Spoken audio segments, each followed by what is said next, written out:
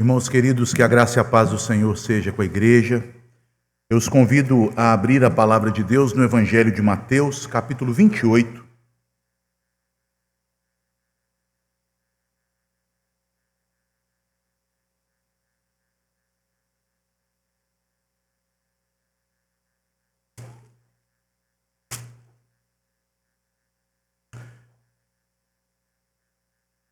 Eu confesso, meus irmãos, que à mesa eu costumo ser uma pessoa um pouco gulosa.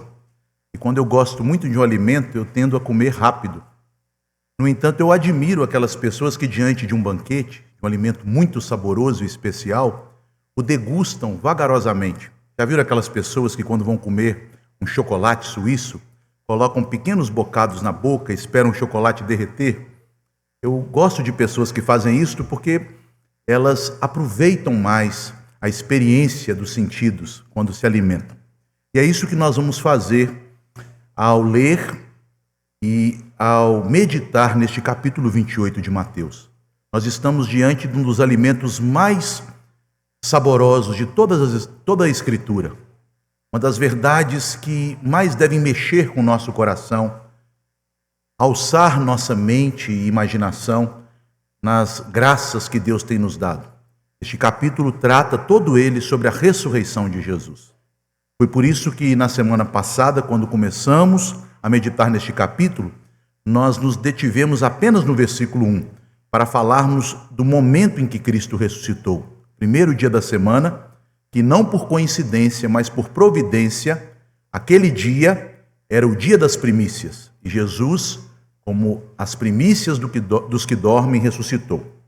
E agora nós vamos ler do versículo 1 ao 4, para tratarmos sobre o evento da ressurreição que é descrito nestes 4 versículos. No entanto, toda a pregação vai se deter apenas no início do versículo 2, que fala sobre aquele terremoto, para meditarmos no significado daquele evento físico, mas com sentido teológico profundo.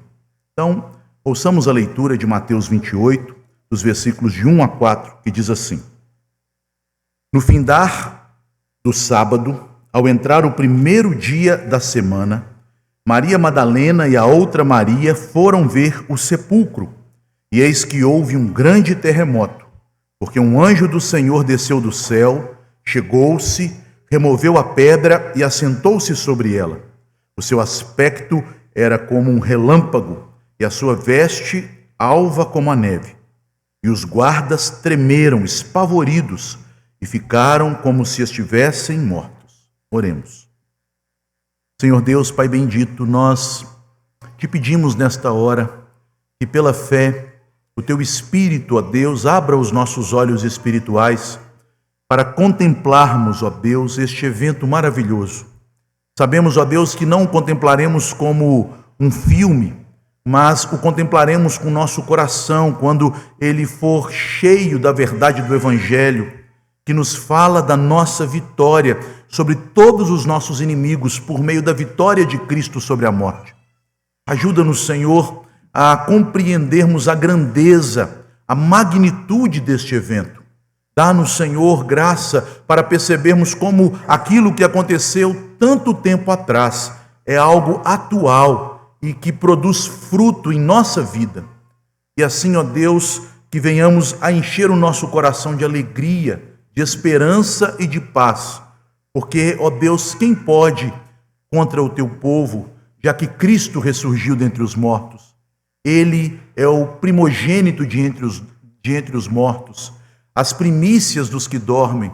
Ele é aquele que inaugurou o tempo que agora vivemos e que haverá de ser consumado, o tempo da nova criação.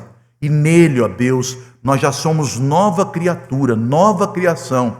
As coisas velhas se passaram, as trevas estão dissipando, a luz já brilhou. Ó Senhor, dá-nos, ó Pai, este entendimento. Nós que somos crentes já temos fé nisto, mas ajuda-nos, Senhor, vermos ainda mais, por meio deste evento bendito, a glória, a majestade do nosso Senhor Jesus Cristo. É o que te pedimos em nome dele. Amém. Meus queridos irmãos, é muito interessante notar que os 4 evangelistas, e não poderia ser diferente, os 4 nos falam a respeito da ressurreição de Jesus. Todos os evangelistas tratam sobre este assunto. Todos eles nos falam que Jesus, no primeiro dia da semana, após ter morrido naquela sexta-feira de Páscoa e ter passado o seu corpo durante aquele grande sábado, sábado que abria a celebração da Semana dos Pães Asmos, sábado também que era o 7º dia da semana. Após tudo isso, naquele domingo, o primeiro dia, que era o dia das primícias, nosso Senhor ressurgiu. Mas cada um dos evangelhos conta a história de uma perspectiva. Em alguns deles há 2 anjos, em outros apenas um anjo é mencionado. O evangelho de João nos fala de um diálogo entre Maria Madalena e o Senhor Jesus, que fora por ela confundido com o jardineiro. Cada um deles tem suas peculiaridades. No entanto, há algo em comum que me chama a atenção quando nós lemos a respeito da ressurreição de Cristo, tal como é descrita nos evangelhos. Já perceberam que nenhum dos evangelistas, ao falar da ressurreição, tratam da ressurreição em si? O que eu quero dizer com isto? Nenhum dos evangelhos nos informa sobre como o corpo de Cristo, que jazia dentro do sepulcro, ressurgiu. Nenhum deles descreve este evento extraordinário e miraculoso. Da mesma forma, nenhum dos evangelistas nos falam a respeito da glória de Cristo após assumir este corpo que ressurgiu. É interessante que Mateus chega a falar da glória do anjo, mas ele não descreve a glória do Cristo ressurreto. Percebam que ao descrever a ressurreição, o foco dos evangelhos não está propriamente no ato da ressurreição, mas nas circunstâncias em torno deste ato. O próprio reformador Calvino, comentando sobre isto, ele diz que Cristo manifestou sua ressurreição de uma maneira diferente do desejo do homem natural. Porque o nosso desejo e nossa curiosidade talvez almejassem saber como se deu ali dentro do túmulo, quando o anjo desce dos céus, como o corpo veio a se colocar de pé, como ele removeu aquela pedra, como ele saiu em glória de dentro daquele sepulcro. Calvino então diz, ele saiu da sepultura sem nenhuma testemunha. Percebam que as testemunhas são testemunhas do Cristo ressurreto, mas não propriamente do ato da ressurreição. Ninguém viu Cristo ressurgir. Apenas o viram já ressurreto. As mulheres o viram ressurreto, os guardiões do sepulcro o viram ressurreto, os apóstolos o viram assim, e mais tarde Paulo, como um nascido fora de tempo, o viu ressurreto. Mas ninguém testemunhou o ato da ressurreição.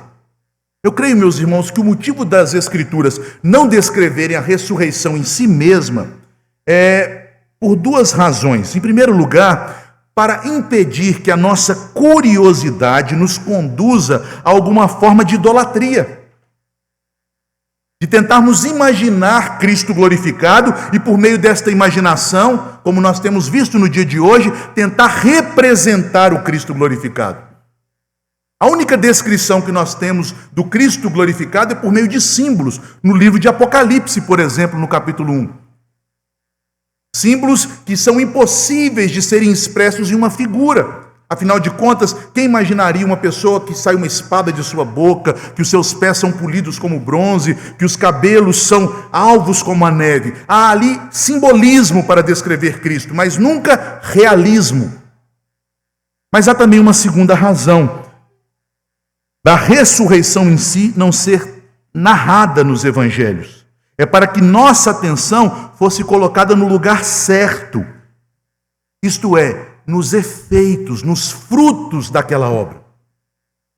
O mais importante a respeito da ressurreição é o que ela produziu, é o que ela está produzindo.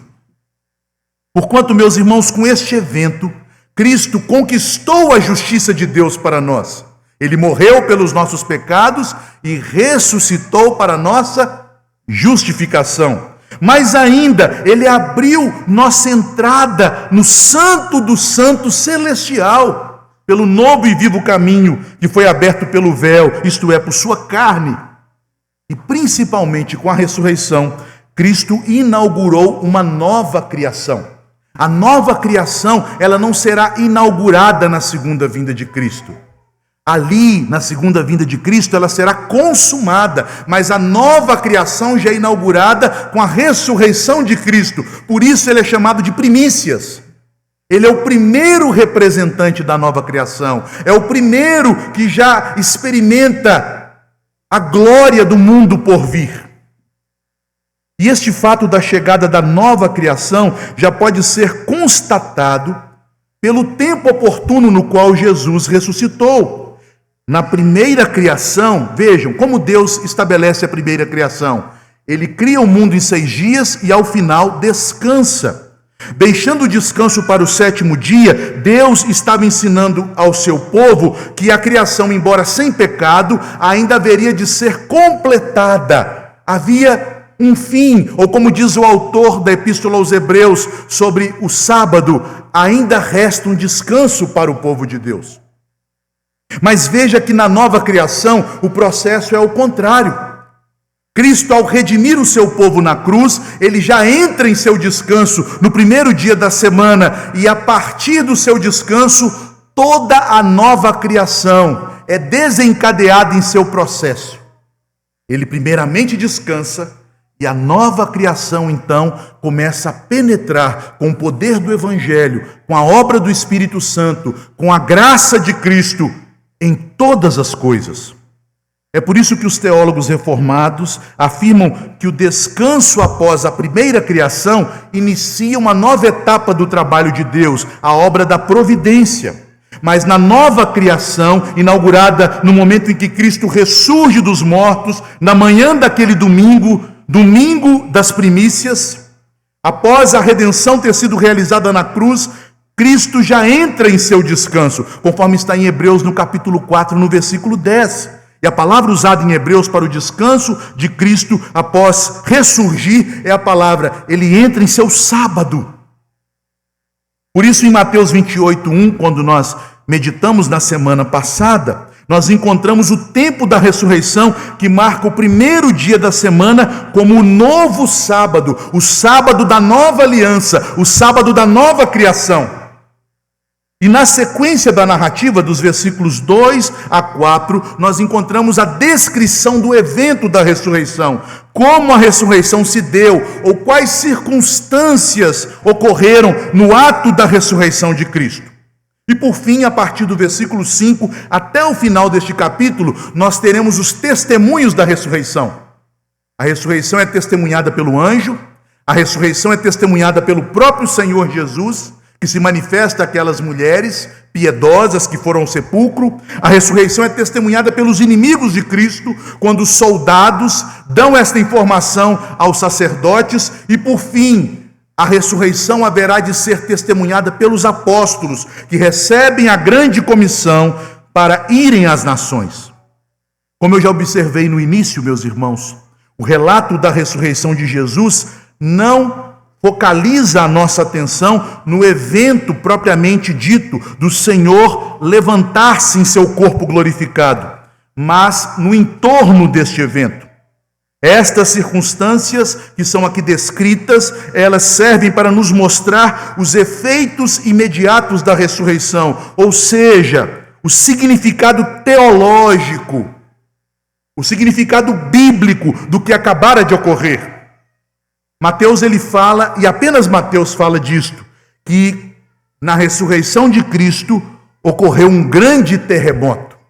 E com aquele terremoto, a pedra do sepulcro foi removida pelo descer de um anjo resplandecente, que assentou-se sobre ela.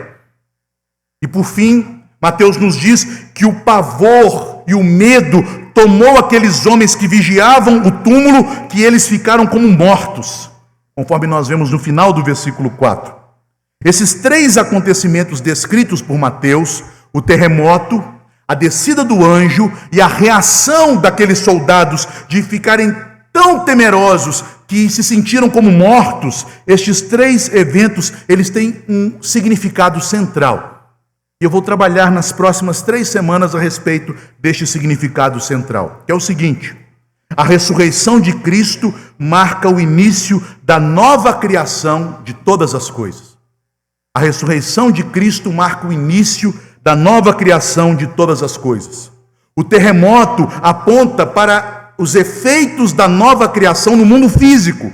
A descida do anjo aponta para os efeitos da nova criação no mundo espiritual. E os inimigos de Cristo que vigiavam seu túmulo, tomados de medo, caindo como mortos, aponta para os efeitos da nova criação sobre os inimigos do Senhor. O mundo físico, o mundo espiritual e os inimigos do Senhor foram abalados quando ele ressurgiu dos mortos, porque ali se iniciava uma nova criação. Mas, meus irmãos, embora possa parecer talvez um exagero para alguns, mas eu pretendo que os irmãos percebam que não, que nós estamos aqui degustando todo o sabor precioso, tudo aquilo que o Espírito Santo quis nos revelar nas Sagradas Escrituras.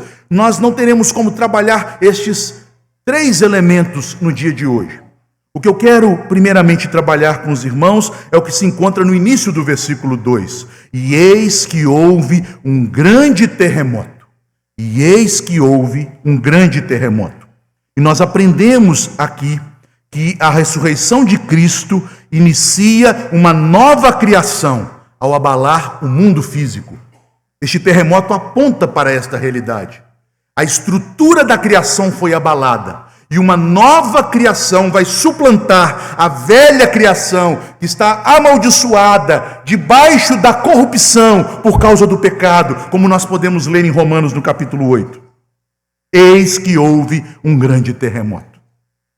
O primeiro que devemos notar aqui, meus irmãos, é o significado bíblico de um terremoto. O que significa esta declaração? Eis que houve não apenas um terremoto, mas no grego um mega terremoto, um grande terremoto. O terremoto na morte e na ressurreição de Jesus é um dos elementos mais simbólicos e teologicamente carregados do Evangelho.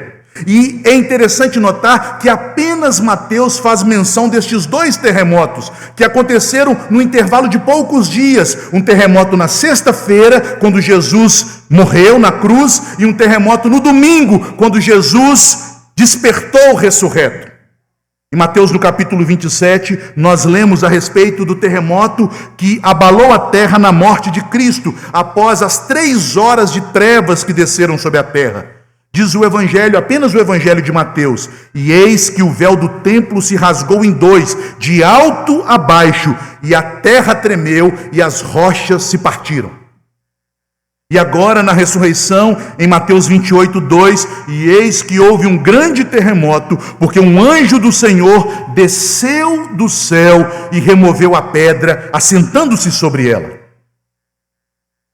Percebam, meus irmãos, que Mateus, mais do que os outros evangelistas, ele usa este termo na língua grega, seismos, daí vem sísmicos, abalos sísmicos. A palavra sísmico no português é originada desta palavra grega, que ela não é apenas a descrição de um fenômeno físico, do mover de placas tectônicas, do acomodar de um terreno. Não, é uma palavra que descreve um fenômeno físico que realmente ocorreu, mas cujos significados são teológicos, manifestando a presença de Deus que desce sobre a terra, o que os teólogos chamam de teofania, Deus se manifestando, Deus vindo sobre a terra, mas também manifestando o juízo final de Deus. Estes são os usos que nós encontramos na Bíblia para os terremotos, uma manifestação física de uma intervenção de Deus na história humana. A terra treme pela presença de Deus que vem para salvar, mas que também vem para julgar o mundo.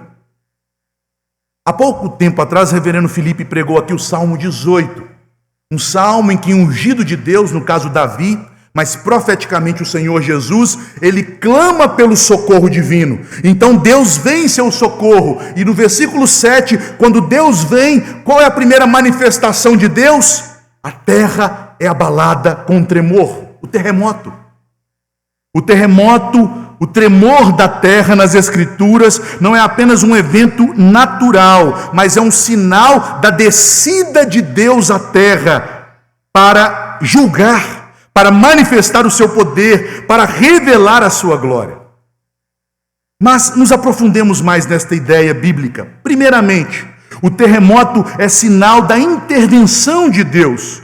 Nos textos do Antigo Testamento, o terremoto costuma acompanhar a revelação de Deus e os seus atos de juízo e de libertação. Vejam no Sinai, quando Deus dá a lei, em Êxodo 19:18, diz que quando Deus desce sobre o Sinai, todo o monte tremia fortemente. Também nós encontramos a mesma ideia em Juízes 5, nos versos 4 e 5, no Salmo 68, verso 8, quando a terra treme diante da presença do Senhor. Teologicamente, o tremor da terra indica que a criação está reagindo à presença do Criador, de que não apenas os homens e anjos temem diante da glória e da santidade dele, mas até mesmo a terra, por causa do cativeiro do pecado ao qual foi sujeita, até a terra treme diante de Deus. Todos os elementos são abalados quando Deus, o Criador, manifesta a sua presença. É um modo da Bíblia nos dizer que o cosmos, a natureza, se prostra, reconhece a glória do Senhor. Em segundo lugar, meus irmãos, o terremoto nas Escrituras é sinal de juízo, de julgamento divino.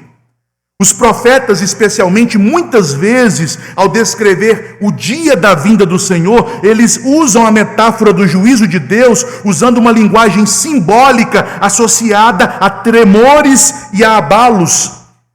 Nós encontramos isso na profecia de Amós, no capítulo 1, verso 1 e 8. Também encontramos isto na profecia de Isaías, no capítulo 13, verso 13, na profecia de Ezequiel, no capítulo 38, nos versos 19 e 20.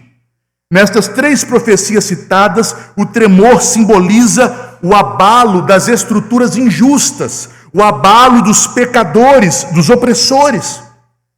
Desse modo, também, teologicamente, o terremoto esproça o abalo da ordem humana diante da santidade de Deus.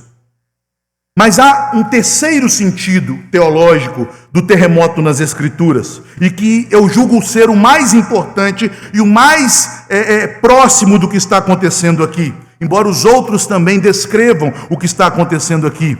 O terremoto expressa o abalo o sinal de uma transição escatológica. O que eu quero dizer com isto?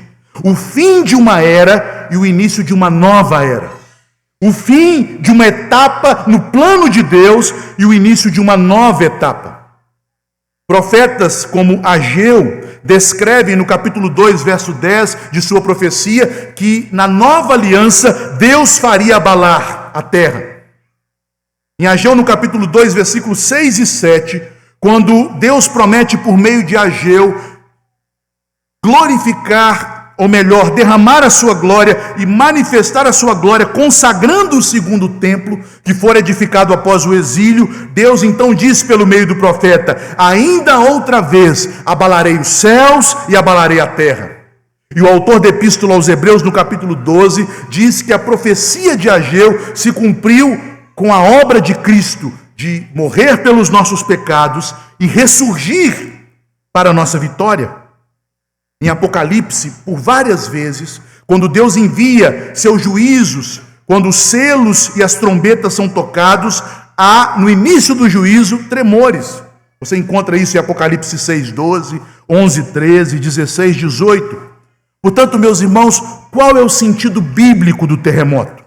É um sinal na criação, no cosmos, de transformação, indicando que Deus está presente, que Ele vem para cumprir o seu plano e que um novo tempo na história está sendo inaugurado.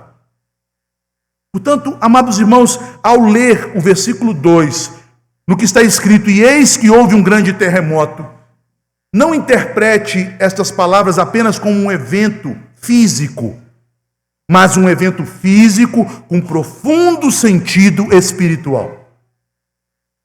Mas, em segundo lugar, qual é o papel do terremoto no Evangelho de Mateus, que é o único dos evangelistas que narra acerca deste evento na morte, como já vimos, e na ressurreição de Jesus. Os especialistas em Novo Testamento, os estudiosos, eles destacam que os terremotos no Evangelho de Mateus são uma forma de programa teológico. Mateus, ele conta para marcar os atos de Jesus e a manifestação cada vez mais clara de sua glória como pontos cruciais do ministério dele, no qual ele gradativamente vai se revelando, vai deixando que sua identidade divina seja manifesta até um clímax, até um ponto mais alto. Na morte de Jesus, no capítulo 27, no verso 51, percebam, meus irmãos, como este terremoto ele está tão associado a um sentido teológico que a manifestação do terremoto está ligada ao ato de Deus, porque isto é um fenômeno sobrenatural, nós já pregamos a respeito disto, de Deus rasgar o véu do templo, não de baixo para cima, mas de cima para baixo. O véu do templo é rasgado e há um terremoto. Portanto, o terremoto na morte de Jesus é o símbolo do fim da antiga aliança. Porque embora, meus irmãos, a aliança do Sinai revelasse Deus ao povo de Israel, esta aliança trazia como contraparte a necessidade de que um israelita, para chegar à presença de Deus, não tivesse pecado, fosse obediente a todas as ordenanças e mandamentos da aliança, cumprisse a aliança à risca. E como não há quem não tenha pecado, eles não podiam chegar à presença de Deus, eles podiam se aproximar, eles podiam vir até o pátio, eles podiam chegar no máximo até diante do altar, mas apenas o sumo sacerdote, uma vez por ano, não sem derramamento de sangue, somente ele, em um dia, chegava na presença de Deus, no Santo dos Santos. Esta era a antiga aliança, a aliança que não trouxe bênção para Israel. Muitas pessoas pensam, Israel é um povo abençoado. Meus irmãos, Israel é um povo tão miserável. E nós temos que orar pela conversão dos judeus. Porque enquanto eles estão na antiga aliança, a antiga aliança exige a obediência de todos os preceitos e mandamentos. E quem pode obedecê-los? E quem não os obedece, o que a aliança do Sinai diz em Deuteronômio 28? Maldito! Ai de vocês se não obedecerem, porque serão malditos, porque quem está na aliança do Sinai, na aliança da lei, está debaixo de maldição, porque maldito aquele que quebrar um destes mandamentos. Mas agora, quando Cristo está na cruz pelos nossos pecados e um terremoto abala a terra, o véu do templo é rasgado de alto a baixo, nós temos o início de uma nova e perfeita aliança. O julgamento de Deus sobre o pecado traz uma mudança do relacionamento de Deus com o homem. E isto é testificado ali no capítulo 27. O centurião, ao ver o terremoto, ele declara: verdadeiramente, este é o Filho de Deus. Após aqueles eventos da sexta-feira, então, no raiar, no alvorecer do primeiro dia da semana, nós lemos que um novo terremoto faz a terra abalar, mas um terremoto maior do que aquele da sexta-feira, porque Mateus então o classifica, o grande terremoto. Meus irmãos, ele não foi grande por causa de sua intensidade, de sua energia, na chamada escala Richter. Não, ele foi grande por causa do seu significado, dos seus efeitos, do que ele trazia como consequência da ressurreição de Jesus. O terremoto que abalou a terra no dia da ressurreição anuncia a ação criadora de Deus que vence a morte. A terra treme não por destruição, mas por uma nova criação. A antiga estrutura corrompida pelo pecado foi abalada para ser substituída por uma nova estrutura.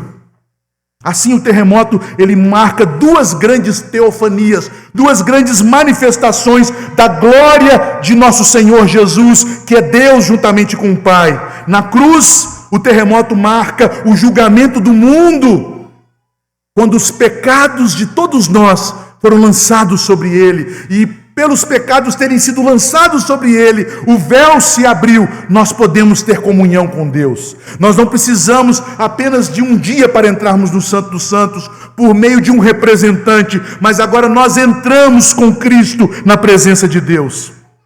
E com o túmulo vazio, o terremoto, o grande terremoto, nos ensina que Deus recriou o mundo em Cristo. Ele é a primícia da nova criação, e nós nele somos nova criatura. As coisas velhas passaram. Deus está renovando todas as coisas. Mas em terceiro lugar, vejam que todos os sentidos teológicos do terremoto nas Escrituras, eles culminam em Mateus para este evento, para revelar a glória de Cristo. Meus irmãos, ao fazermos uma análise literária e teológica do uso desta palavra, seismos, terremoto, em Mateus, nós ficamos surpreendidos, porque, como eu disse, Mateus é o único dos evangelistas que usa estas palavras. E é o único que o Espírito Santo inspirou para registrar estes eventos dos terremotos. E quando nós fazemos uma pesquisa neste evangelho, nós percebemos que são 4 ocorrências de terremotos em Mateus, todas elas ligadas a manifestações de Jesus como Deus, de sua divindade, de sua glória. 4 ocorrências que formam um progresso na revelação do poder de Cristo sobre a natureza, sobre a morte e para dar vida. Mateus então constrói uma teologia do abalo, uma teologia do terremoto. Mateus nos mostra como em Cristo a profecia de Ageu 2 se cumpre. Ele é o novo templo. Por meio da vinda dele, Deus está trazendo sua glória ao mundo. Por meio da vinda dele, Deus está abalando todas as coisas. Veja, meus irmãos, como Mateus constrói esta teologia do abalo, dos terremotos, mostrando que por meio destes terremotos, Deus, o Criador, está criando um mundo não mais debaixo do juízo condenatório do pecado, mas um mundo redimido pela graça através da obra que Cristo veio fazer. Estas 4 ocorrências vão nos revelando cada vez mais quem é Jesus e o poder que ele tem. Surpreendentemente, a primeira ocorrência está no capítulo 8, nos versículos 24 a 27. Quando Jesus, em um barco, dormia, e uma tempestade assolou aquele barquinho, onde Jesus atravessava o mar da Galileia com seus discípulos. E ali é interessante notar que Mateus, para descrever a tempestade, não usa a palavra grega comum para tempestade, que aparece em Marcos e Lucas. A palavra grega é lailaps. Mas Mateus não diz tempestade no original. Ele diz, e houve um terremoto no mar. Veja que interessante. É a palavra que Mateus usa ali em Mateus 8, 24 a 27. Os tradutores optaram por traduzi-la como tempestade, mas no original está escrito, houve um terremoto. Mateus, ele escolhe essa palavra em vez de tempestade para um motivo muito especial e teológico, não por acaso, porque seria até estranho um terremoto no mar. O que Mateus quer que entendamos é que Jesus, ao controlar os poderes da criação, que se encontra caótica por causa do pecado, já que a criação não foi criada para trazer abalos, medos, preocupações sobre o homem, mas ela foi criada para ser o local de encontro harmônico, pacífico, cheio de amor e comunhão entre o homem e Deus, mas por causa do pecado, a criação foi amaldiçoada, a criação foi abalada. Lembrando também, meus irmãos, que na Bíblia o mar representa as nações em confusão contra o Senhor. Nós encontramos isto no Salmo 46 e em Apocalipse 17. Jesus então, ao dar ordem ao terremoto que movia as águas do mar, que fazia os elementos ficarem em caos e confusão, ele demonstra que com sua teofania, ele é o Deus Criador que faz calar o abismo. O abalo do mar é o prenúncio do abalo da terra na cruz e na ressurreição. Jesus demonstra ao acalmar o abalo do mar que ele tem autoridade sobre as forças caóticas do pecado que atuam na natureza. E é por isso que ele tem poder sobre a morte. E é por isso que ele tem poder para dar a sua vida e tomá-la de novo para si. Mateus também descreve um segundo terremoto. E agora esta segunda ocorrência aparece no capítulo 24, no versículo 7, no sermão profético. Um sermão que fala da consumação do reino, do juízo de Deus que cairia sobre os apóstatas, que negaram a Jesus, que não se converteram diante de sua pregação. No discurso escatológico de Mateus 24, Jesus anuncia que antes do fim daquele templo e antes de que aquele templo fosse arruinado por causa da incredulidade dos judeus, haverá terremotos em vários lugares. Aqui o terremoto é símbolo de convulsões históricas, de guerras, perseguições e desordem no mundo humano, como punição de Deus contra aqueles que não creem em Jesus. Esse anúncio prepara o leitor para entender que o maior terremoto, o mais importante deles, não é o controle que Cristo tem como Deus da criação e da história, mas o controle que ele tem para trazer vida e uma nova criação. É por isso que nós temos então os dois terremotos mais importantes, sendo que o último deles é chamado de grande terremoto no Evangelho. O terceiro seismos ou abalo, o terremoto, ocorre, como nós já vimos, na morte de Jesus, no capítulo 27, versículo 51. O terremoto que marca o início da nova aliança em substituição do Sinai. Este é um ponto central de todo o fio narrativo do Evangelho. O véu se rasga, termina a separação entre Deus e os homens. A aliança do Sinai não podia trazer esta comunhão, mas agora Jesus, pelo sangue vertido na cruz, ele traz comunhão com os homens, com o seu Senhor, e agora a terra treme.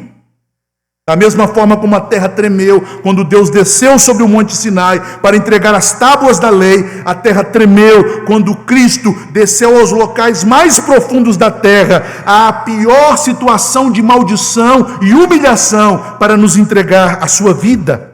Com isso, a terra treme, as rochas se fendem, que é um símbolo de juízo, os túmulos se abrem, a vida ressurgindo no meio da morte, e o centurião confessa: verdadeiramente este homem é o Filho de Deus. E o quarto e último terremoto é o maior deles. É o que nós lemos. E eis que houve um grande terremoto. Na manhã do domingo, quando Cristo ressuscitou, um grande terremoto. O início de uma nova criação. Um terremoto que ocorre quando o anjo desce e remove a pedra do sepulcro. Esse é o único terremoto que Mateus chama de grande. A grandeza, como eu disse, não está em sua magnitude física. A grandeza desse tremor se deve ao fato de ser o terremoto final neste evangelho, o que traz os maiores efeitos redentivos. O abalo agora não é mais de destruição, é um abalo de vida, é o abalo da nova criação. O túmulo não é aberto para libertar Jesus, mas para mostrar que ele já venceu a morte. Todos os nossos inimigos foram derrotados. Onde está a morte? A sua vitória. Onde está a morte? O seu aguilhão. Na cruz o Senhor derrotou os nossos pecados e expôs os principados e potestades à vergonha. E agora, quando o terremoto, o grande terremoto abala a terra na manhã de domingo, o túmulo é aberto para que ele saia dali triunfante, recebido pelos anjos, a morte é derrotada. O terremoto é o modo como a criação responde ao Criador. É como se a terra se rejubilasse com a vitória de Cristo em sua ressurreição. É como se o mundo físico fosse um espelho do drama do mundo espiritual.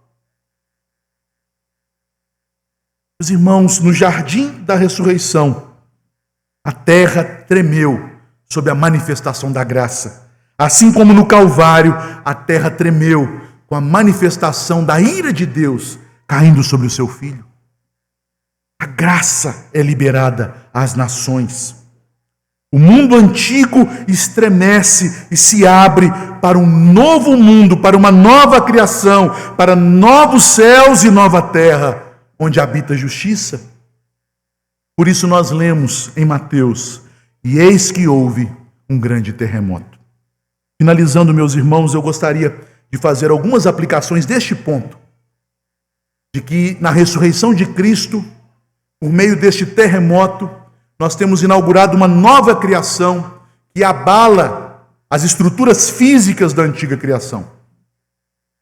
Nós aprendemos, meus irmãos, com esta verdade, em primeiro lugar, que Jesus, Ele é Emanuel. Ele é Deus conosco, em toda a sua glória, com toda a sua majestade.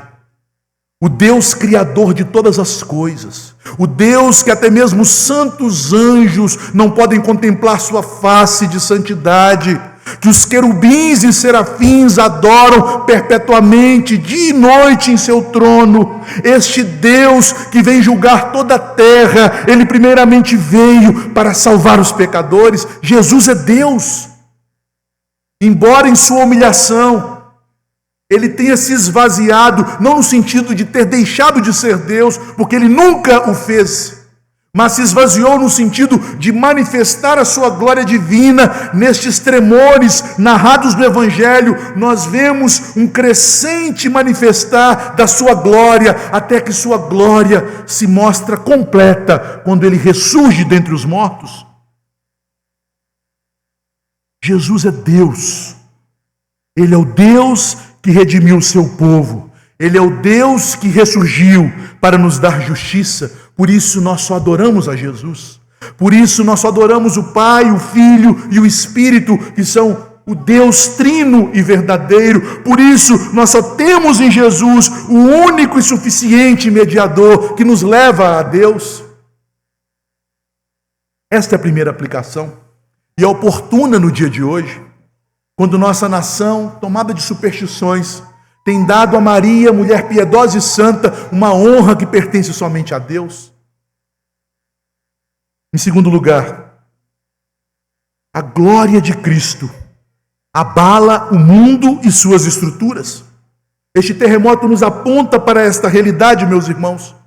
Muitas vezes nós ficamos ansiosos, temerosos com o mundo, com sua situação política, com sua situação econômica, com sua situação espiritual e moral. Ficamos receosos do futuro, mas isto provém do fato de estarmos avaliando as coisas de uma perspectiva meramente humana, observando-as apenas com os olhos da carne e não segundo aquilo que as Escrituras dizem a respeito deste mundo e de sua realidade. A glória de Cristo abalou as estruturas do mundo antigo, que estava sujeito à escravidão do pecado. Toda a antiga ordem do mundo que foi estabelecida em Adão, que foi colocada nas mãos do diabo por causa do pecado de nossos primeiros pais, toda aquela antiga estrutura foi abalada com a obra de Cristo. Quando Cristo veio e foi tentado, conforme está registrado no capítulo 4 de Lucas, você se lembra o que Satanás prometeu a ele? Todos os reinos do mundo te darei, se prostrado me adorares. Mas como o evangelho termina? Se você observar neste evangelho, no versículo 18, Jesus tem todos os reinos do mundo. Todo o poder me foi dado, nos céus e na terra. Ele venceu Satanás. Ele amarrou o valente.